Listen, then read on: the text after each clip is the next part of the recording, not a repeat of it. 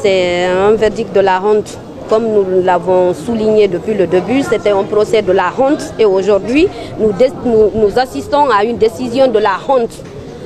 Nous avons interpellé ces juges pendant nos différentes plaidoiries. On les a demandé d'essayer de sortir par la grande porte.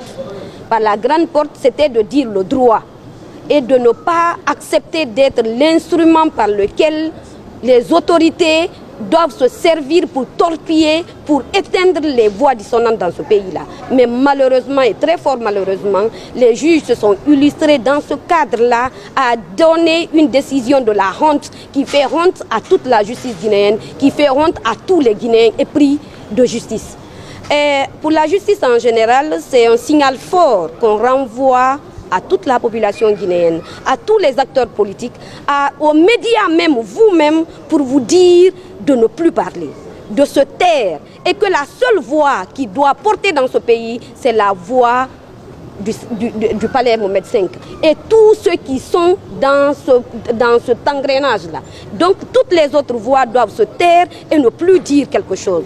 Nous avons assisté à une décision qui tétanise.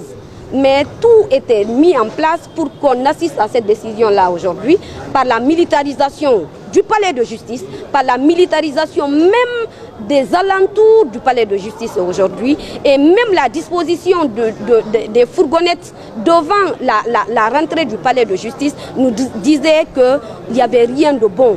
Et aujourd'hui, nous disons aux partisans de M. Aliouba de rester tranquilles.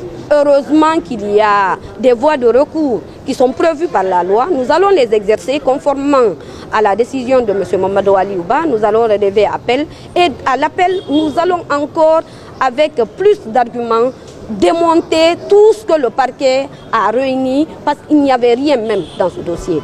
Et aujourd'hui, c'est vraiment déplorable pour la justice guinéenne et pour l'état de droit que nous essayons de défendre tous les jours. Mais c'est un appel que je vais lancer aux autorités. Aujourd'hui, vous êtes les hommes forts de ce pays.